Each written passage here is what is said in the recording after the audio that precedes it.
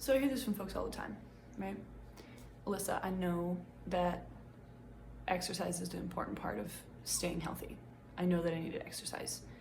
I even have types of exercise that I like, but I can't stick to an exercise routine because I'm just so tired. There's just so many things going on, and by the time the end of the day comes, or by the time that block of time to exercise comes, my free time after work, before work, whatever, I either want to sleep in or I just am too tired. I just need that time to myself. To which I say, especially if I've had a chance to talk with them a little bit in the context of an appointment, take a look at all the elements of their life, but regardless, to which I say, of course you are. Of course you're exhausted. We live in an exhausting world. It's exhausting. And again, not to go too deep, not to digress too far into why the odds are stacked against us on every level against exercise, against having the time and the resources and the curiosity and the playfulness and the energy in order to do these things that we know make us feel better and help us cultivate healthy habits, whether it's work-life balance, whether it's our food environment that we find ourselves in, whether it's the way that our movement environment is constructed to really keep us in a sedentary position from sun up to sundown. All of those things, of course you're exhausted. That, number one. This is not a video about how to suck it up and push through that, because that doesn't fix the problem. And there's enough of that in the world. So this is not a video about that. Something that I think also needs to be pointed out is that you're not exhausted because you're lazy. You're not tired because you don't exercise because you lack motivation, or like you're not too tired, or you are too tired, right?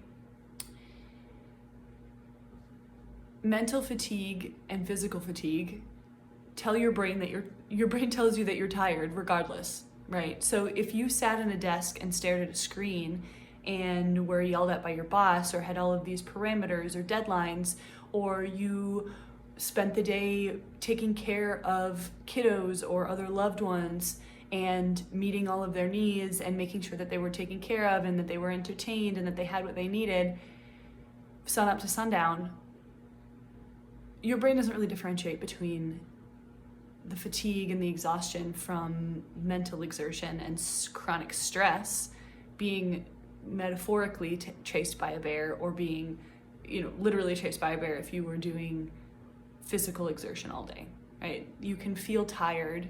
My point is, you can feel tired from each of those things. And that's very real, right? So the fatigue that you feel at the end of a day, if you're the type of person that maybe you could work out after your workday ends or something like that, but you just feel tired, but you're beating yourself up because you're like, well, I haven't done anything today, in the sense that you haven't done anything physical today. Cut that out, because you can feel tired from being at work and under stress and talking to people and meeting demands and, sending emails and all of those things, just as much as you can be tired from doing physical labor all day as well. So those are both valid types of being tired. And if we don't acknowledge that, we can't really move past that, because you're then too busy mentally beating yourself up for, being tired even though you didn't do anything. So check. So how do we fix this? Well, the first thing, right, and this is going to seem a little obvious, if you're too tired to exercise, get less tired before you start trying to exercise. I know, right? I know, bear with me. More revolution, it's not, okay, might seem a little obvious, but you are probably, especially when, like I was saying, when I have a chance to look at the portrait of someone's life, look at their, all of their habits, all of their symptoms, all of their emotional patterns, all of their what their support network looks like. When we go into an appointment context and we look at all of those things and we're able to sort of map that out, it becomes clear, of course you're tired, right? You're getting 6 hours of sleep where you wake up in the middle of the night thinking about your to-do list for the next day. And then you have to get up before your sleep tank is full because you have to go deal with screens and cars and traffic and computers and bosses or kiddos and what have you. You are not fueling in such a way, like that stress makes you make food choices that in the moment might help you feel better, which is valid, but in the long run, maybe are not contributing to optimal energy levels or optimal nutrition or helping you feel as resourced and as good as you could. And then it's, the inertia is difficult to break, right? If you haven't been exercising for a while, it's the most difficult part is to start. So all of those pieces, when we lay them out inside the context of an appointment, it becomes easier to see and sort of map that out. But because I work with people all the time and I'm able to see that again and again and again, I can very effectively tell you that there's a couple of things that you're probably not doing or that you could probably tighten up on that would help you feel more resourced in order to give you a little bit more energy that would help you start, that you can use to maybe start an exercise routine. Okay. So a couple of examples of things that you can do are one routine thing and then, a couple of lifestyle things. So the first thing, right, if you're too tired to get more exercise, there's a million reasons that could be, right? Like fatigue can be very complex and it's very highly individualized. So I'm making this recommendation because I know what most of you are probably doing or not doing. Not sure what just happened with my headphones. Get more sleep, right? So that would be the first thing. And then again, like it's not groundbreaking stuff, but the trick of it is fitting it into your life, right? Is doing it. It is knowing how these foundational pieces catch up with you in such a way that they prevent you from doing the things that you want to do or getting where you want to go. So what do I mean when I say get more sleep? Like we all know that, right? Okay, so really we should all be getting at least 9 hours of sleep, 9.5 hours of bed rest, 9 hours of sleep. But again, if that is not attainable for you right now, that's okay. That's a big goal. I work with clients for 6 months to get to that place. So I myself have worked for 2 years to get myself to that place, right? So one thing you can do, even if you can't, the goal is to increase both your sleep quantity and your sleep quality, right? So tighten up on your sleep hygiene, make your bedroom dark, make sure it's cool enough, stop looking at screens after, within 2 hours of bedtime, drink some herbal tea, non-diuretic, non-caffeinated herbal tea, chamomile, lemon balm, things like that. So we're looking to increase sleep quantity and sleep quality. So sleep quality, sleep has to do with things like sleep hygiene, right? Dark rooms, right temperature, comfortable mattress, make sure you're doing all of those things. Or tighten up on those things that could get better, right? Sleep quantity, there's really, there's things that you can do to help make yourself feel tired earlier. And again, some of those sleep hygiene pieces have a lot to do with that. When you put down the screens within 2 hours of bedtime, you stop disrupting your circadian rhythm with blue light and you're able to feel tired when you would naturally feel tired sooner than if you had a blue light in front of your face up until 11:30 p.m. But as far as sleep quantity, one thing I would say, one tip that you can try, even if you can't change your weekday routine, let's say you're a person that works during the week and you don't have a whole lot of control over when you have to be at work, right? Use the weekends to catch up on your sleep debt. Obvious, right? Allow yourself to sleep in. This thing where we stack all of our things and stack all of our personal things on the weekend and we stay up later just to try and get back our own personal time, which is called revenge bedtime procrastination. By the way, it's a thing. Look it up. It's not working for you when it comes to filling up your energy tank. So use your weekends to catch up on your sleep. Try and stack those less heavy so that or stack them into the parts of the day where you can at least sleep in. During the week, go gradually, but again, using all of those sleep hygiene pieces, back your bedtime up by 30 minutes every couple of weeks until you're getting close to or at 9 hours of sleep. Does that mean that you will have to forego the 3 hours of Netflix that you use to wind down in the evenings? Probably you'll have to forego some of that. I'm gonna be real with you about that one. But in the long run, more sleep is going to do more for you than that extra hour of Netflix. Okay, so that's that piece. One more piece with that, to get yourself more time, right? Either in the mornings or in the afternoons, right? So the other thing that I have found with folks that takes up a lot of their free time, that ends up being sort of a chore that sort of eats away, that sort of nibbles away at their ability to find time for exercise or find energy for exercise, is meal prep, right? I gotta eat food. So I would recommend this. We don't have time today to go into my preferred methods of meal prep and the sort of all of the lessons that I have learned in the 6-8 years that I've been doing meal prep. But a couple of things, even just a couple of tips to cut down on cook time, right? So the biggest things with meal prep, you kind of got to find a version of it that works for you, but the idea is cook it. I like to cook, plan out your meals, first of all. That's the first step in meal prep. Plan out your meals, and then buy ingredients that are easy to, that cut down on your cooking time. The example that I often use is buying, for example, butternut squash. Butternut squash is a pain in the ass to break down from the thing that you get from the store to the thing that you can eat. So buy the pre-cut butternut squash. Problem solved. So give yourself permission to have shortcuts like that are going to help you eat more vegetables, eat better, but also are going to save you time. Have a couple of emergency meals on hand, of course, like freezer meals and things like that. But as far as meal prep, buying the pre-chopped or pre-rinsed or pre-broken down vegetables is a great example. Making larger amounts of proteins is another example, and seasoning them in a way that is a little bit more versatile. So, for example, right, pork carnitas, right? Great, delicious, first of all. Second of all, if you flavor them in such a way that you're more traditional about the flavoring, right? So like just citrus juices, oregano, garlic, there's not a whole lot. It's not super involved in terms of the seasoning.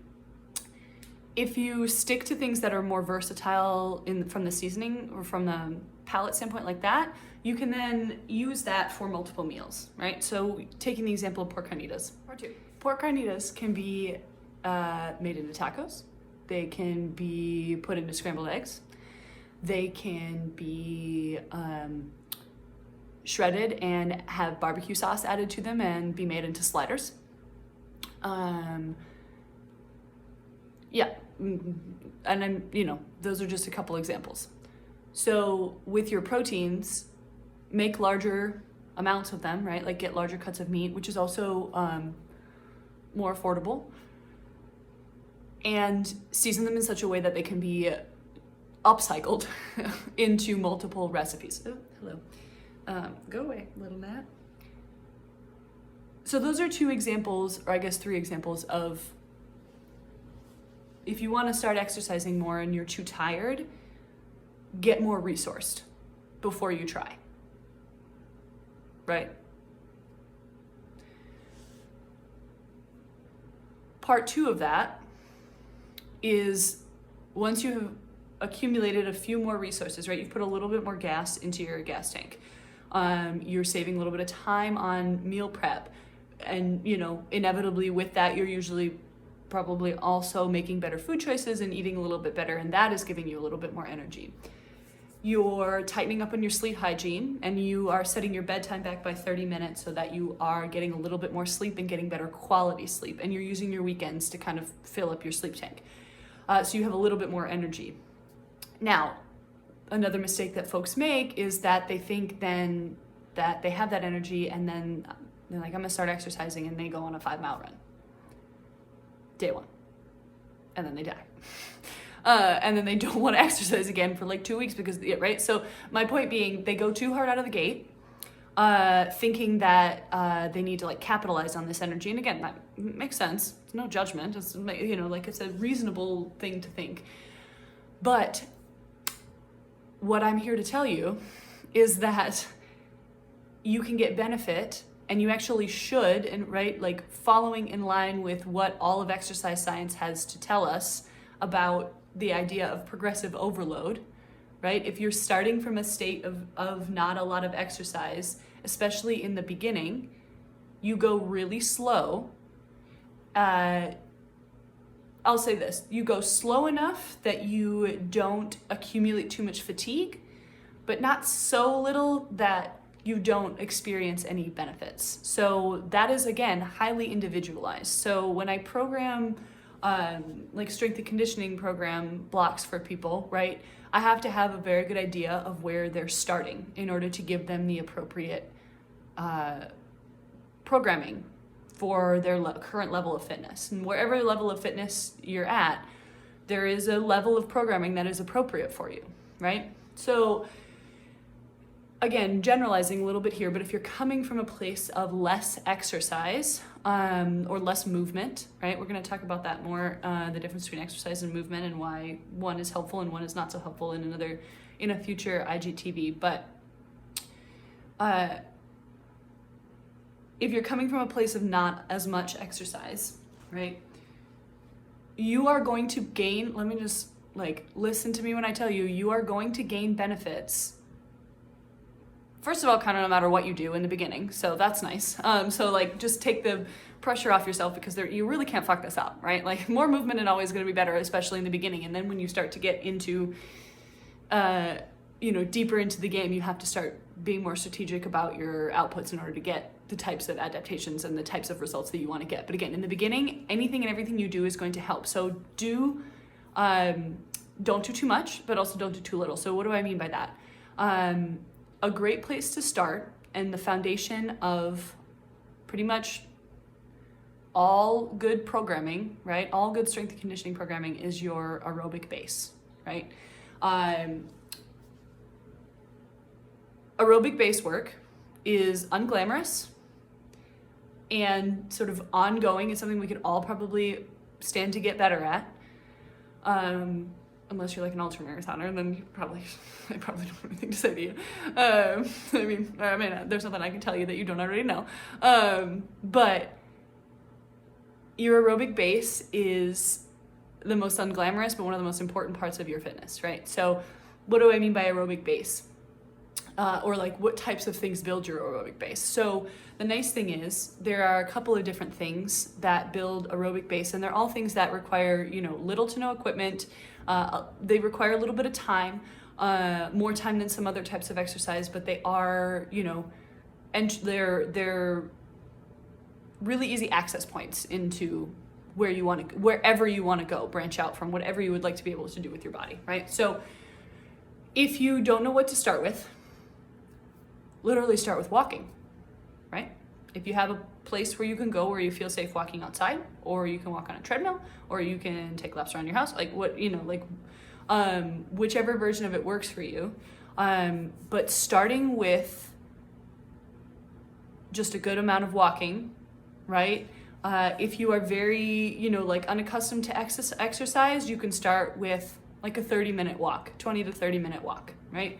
And then you can work up to longer than that. And then as that becomes, as that feels easier and easier, you can try and add in some hills or some incline on the treadmill, or you can add in weight and do a ruck instead of a walk, right? So there's ways that we scale this as well. But there is there's no replacement for walking. Humans used to do a lot of walking. So if you don't know where to start with 30-minute walks, right? If that is difficult on your joints, because some folks with mobility restrictions or who are dealing with chronic pain or things like that, you can also use a bike. You can use like literally biking out on the road is great as well. That's an awesome way to do aerobic base work. But also you can use stationary bikes of all sorts, right? In the beginning, keep the resistance turned down pretty low until you are a little bit more conditioned. You can also get those pedal bikes from Amazon. They're like $50. If that's something that's in your budget and you have a mobility restriction that prevents you from getting out and about and outside, then you can put those in front of your couch or in your bedroom, wherever you hang out, and you can do that. And they also have ones that you can use arms and legs. So those are a couple of ways to do all of those pieces. So biking, walking, swimming. If you have access to a place where you can swim, that's excellent aerobic base work. So that is, and again, keeping the pace of all of these things, I will say this, keeping the pace of all of these things super chill, will build your aerobic base. And that is an excellent place to start. And then, boom, before you know it, you're exercising 3 days a week. Or 4 days a week, or you're walking around in your lunch hour, right? So there are accessible points of entry into wherever you want to go with your body and whatever you would like to be able to do. And one of those really accessible points that's like the most accessible is this aerobic base work, right? Walking, biking, swimming. And again, you can scale those and come see me if you need help scaling those, right? Because there's a different version that works for everyone. And depending on where you want to go with your, your movement goals, what you'd like to be able to do with your body, there's other things you can work in.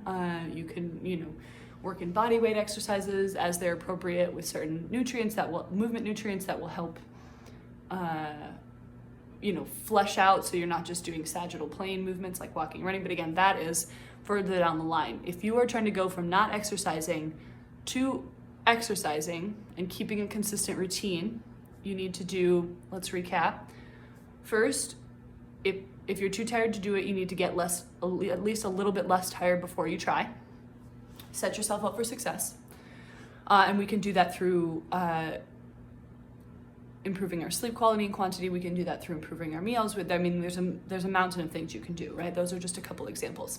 Then once you have those you are a little bit more resourced, go ahead and plug in with some of that aerobic base work. Walking, 30 minutes, 3 times a week. However far you get in that time. And then you can scale that up week to week to week. Until you are, at a place where you can either start adding in other types of exercise or, put a competition on the docket. Come see me, we'll get you some specific programming that'll get you to where you want to go. So if you are too tired to exercise, that's okay. The world is an exhausting place. We live in an exhausting country, and that's okay. It's also okay if you would like to not accept that limitation and do what you can as the individual to cultivate a movement practice. I won't say a habit of exercise. We'll talk about this in a later video, but a movement practice, right? So if you would like individualized programming or help getting more resourced, right? So what can I do herb-wise, what can I do supplement-wise, what exactly more dialed in specific to me things can I do diet-wise that will help give me those resources that I need to go out and do what I want to do with my body, or go out and do the activities that I want to do with my life and have the energy to do them. Head to the link in my bio and book a clarity call with me, and we will discuss service options and get you set up with a package that will get you there. Using all of those pieces, right? This like plugging in from multiple inputs is how we sort of create this cumulative effect that is vitality, and that is robust energy, and that is the resources that you need to do whatever it is you want to do with these precious hours of your life. All right, so welcome to really was supposed to be part 2, but I like to talk, so now it's part 3 of why you can't stick to an exercise routine even though you know you should. Okay, so last time we talked about getting more resourced. Well, last time we talked about the number one reason, and it's because you're too tired. So how to get less tired, and then how to start with types of exercise that are manageable and accessible and are just also happen to be an excellent entry point from a fitness standpoint into branching off into whatever else you would like to learn to do with your body. So if you haven't watched that one, go back and watch that one first. This time, we're going to talk about another reason you can't stick to an exercise routine, even though you know you should, and it's because the exercise you're doing sucks or isn't interesting to you, right? So basically what I'm talking about here is I challenge you to find your movement soulmate, right? So, and I have yet to see this not pan out either in the world or in my own client base, right? So I feel fairly comfortable asserting that there is a type of exercise for everyone, right? That is their exercise soulmate. And we're going to talk about how to identify that in a minute. But let me just run through the before of this before we get to the after, right? So if maybe you have an exercise routine, maybe you go for runs or maybe you go to the gym, whatever. And you just feel like you can't stick to it, right? You find yourself, it feels like a chore, right? It feels like something you have to do, not something that you want to do, right? And I'm here to tell you that movement and exercise can be and should be both, right? So how do we find that exercise, right? How do you find the exercise that like ignites you, right? So my own example, right, in my life, martial arts, there's a couple of things, right? I've been lucky enough to have multiple movement soulmates in my life. So salsa dancing was probably the first one, right? I could stay out all night, completely sober, just, dancing until I couldn't feel my feet anymore, right? And that's exercise, right? Yes, I was in a bar. Yes, it was late at night. But that's an example of a type of exercise for me, from my personal experience, that electrified me, right? I couldn't get enough of it, right? It was dynamic and it was social and it was fun and it was challenging, but not so challenging that I couldn't see myself and see a way through that to get better at it. Right? So the second example, right, being martial arts, right? It's dynamic. It's different every time you show up to the mat, right? Good day, bad day, right? There's a lot that I could say about relationship to martial arts, but this video is not about that. So, and that's what I want for all my clients and for all of you, right? So how do we get there? How do we even start our search for those things? So I want you to ask yourself a couple of questions, and you may or may not have already encountered this when I ask you these questions. So question number one, what do you do with your body that you love how it feels to be in your body when you're doing it? I'll say that one more time. What type of movement or exercise do you do what do you do with your body, even more broadly, right? That when you're doing it, you love how you feel in your body when you're doing it, right? So that's question number one.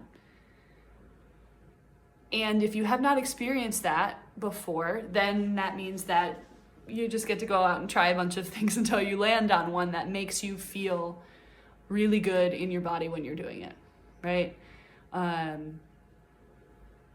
Experiencing your own agency, experiencing your own power, experiencing your own ability to get yourself from point A to point B quickly, like something about that movement lights you up and lights you up and makes you feel really good in your body when you're doing it, right?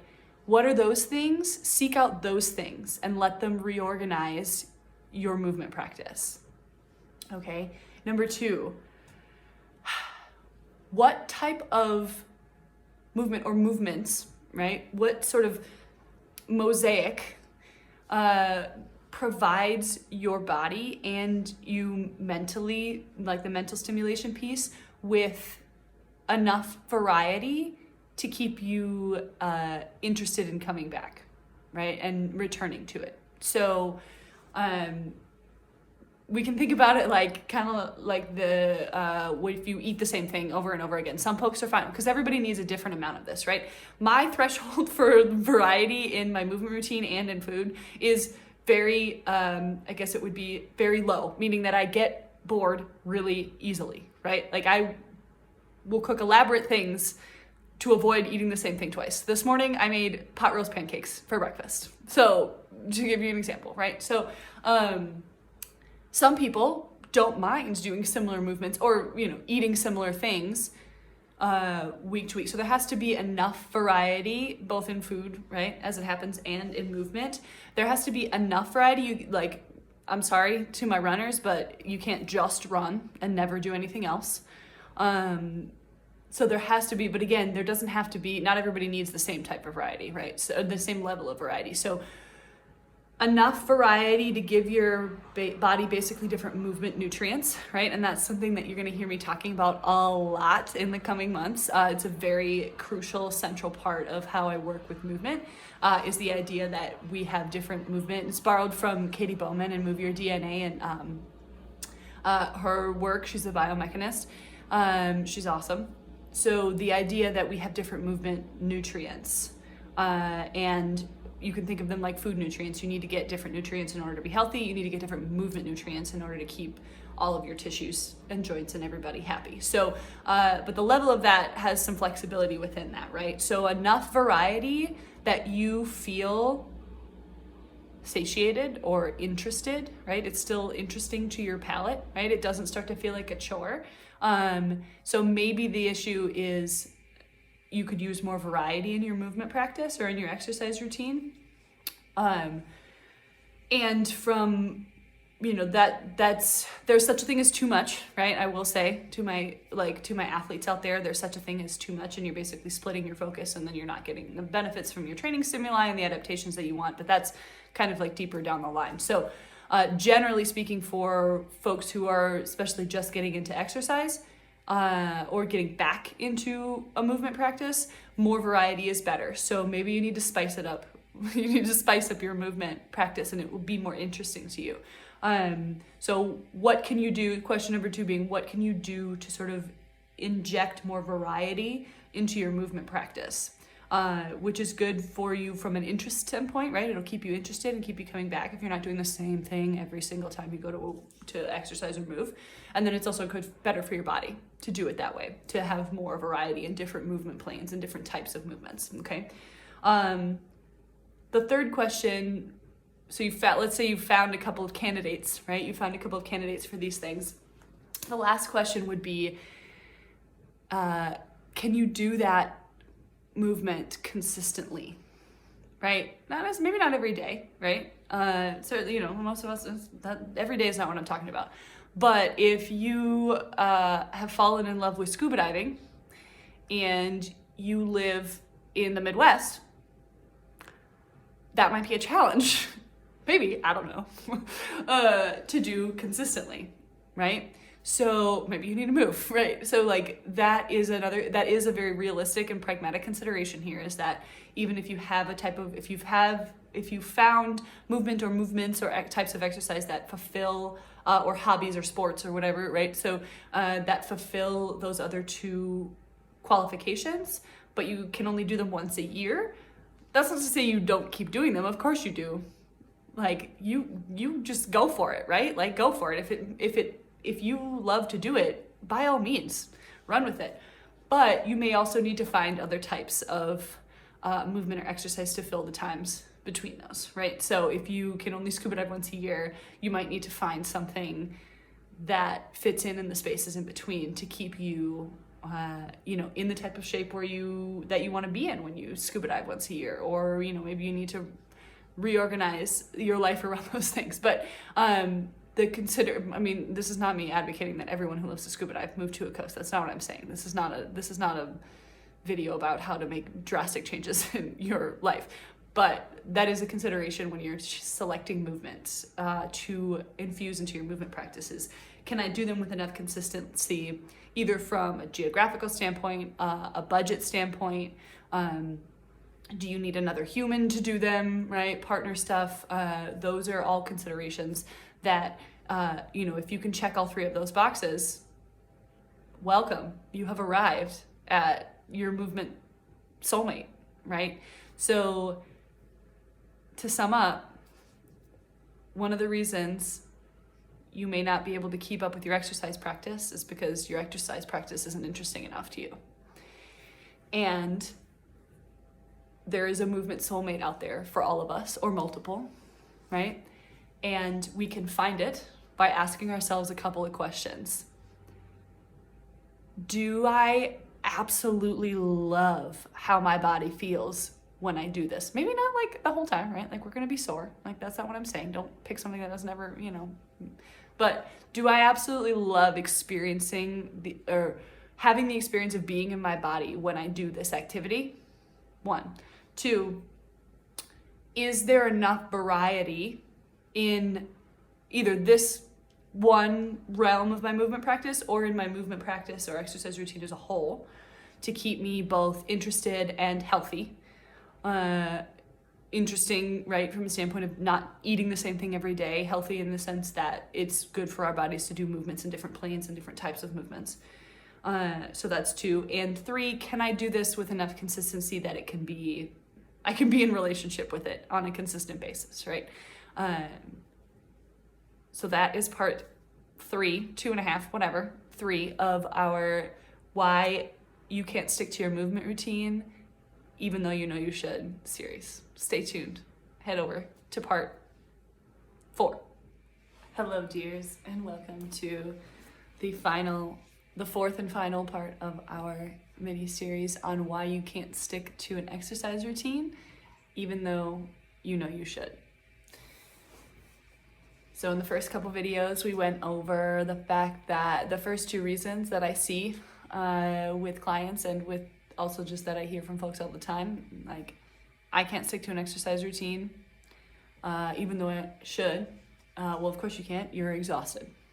That's number 1. So get less exhausted, and then we go back and watch that video for some tips on all of those pieces, and as well as also some tips on what types of exercise to start with when you don't have a lot of resources yet, or you're just sort of you're still building those resources. The second thing we talked about in the last video was part 3, actually, because I'm long-winded. Part 3 was why you can't stick to an exercise routine because your exercise routine isn't interesting enough for you, and how to fix that. And so today we're going to talk about why you can't stick to an exercise routine even though you know you should, and that the final reason is because you need to broaden your definition of exercise. What do I mean? Okay.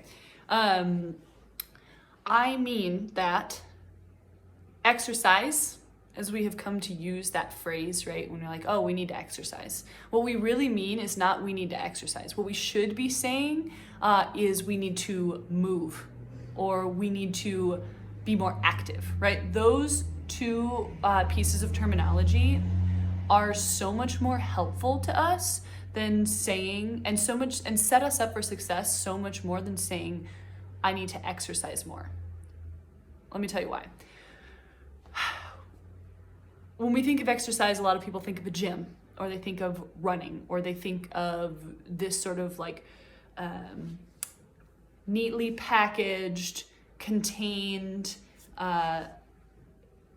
habit or activity or chore that we do in the same way that we like work or eat or sleep, right? And that's fine. If you like exercise, I love exercise, right? I've done it a lot. I do it a lot. I like it, okay? But the reason that I need to move more or I need to be more active is so much more helpful is that it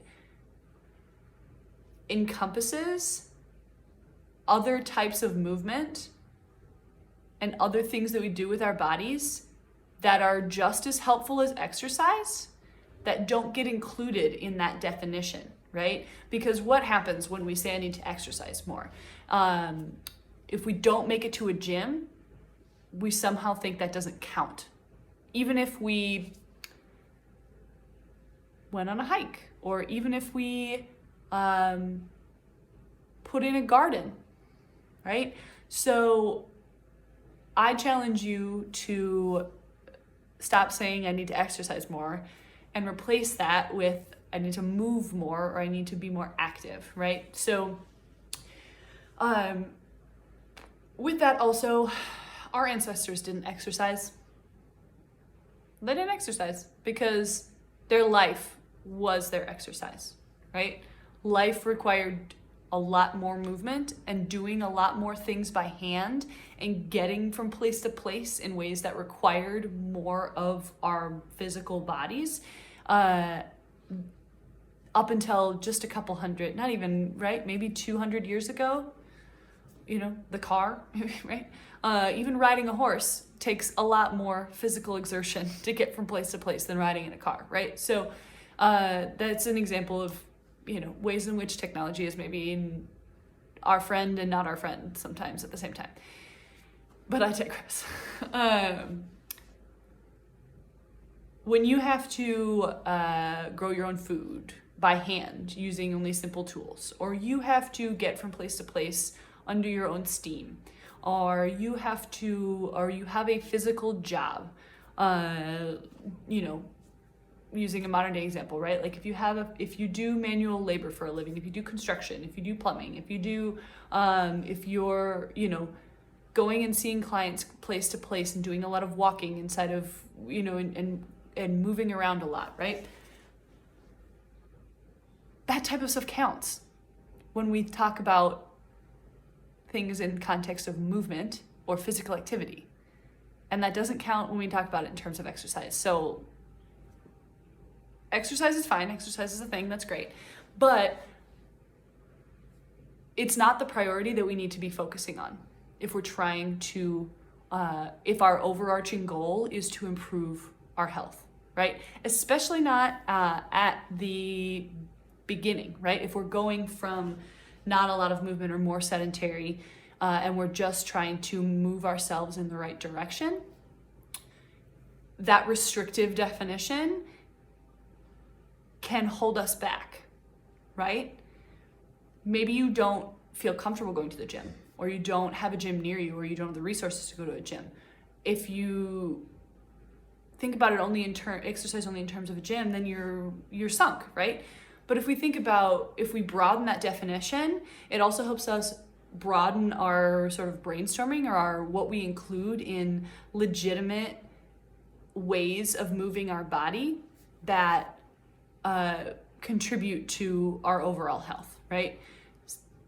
Related to that is also the idea that if you have hobbies where you're moving around a lot, or you would like to have hobbies that you're moving around a lot, right? So if your goal is to say, I want to move more, or I want to exercise more, right? Like we're going with the original one.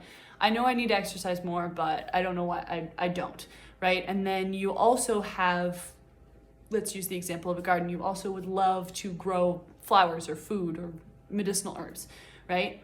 If you're talking about to yourself in terms of exercise, I need to exercise more, those things may not show up on your radar as an answer to the same question, right? Like the answer is the same for both of those questions, I mean. So gardening may not crop up as an answer to both of those pieces if you're thinking about things just in terms of exercise, right?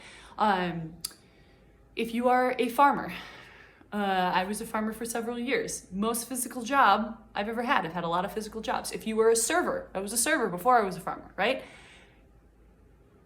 I did not have a Fitbit or an Apple Watch when I was a server, but I'm sure folks do now, and I would be very curious to know how many steps they hit in just one shift, right?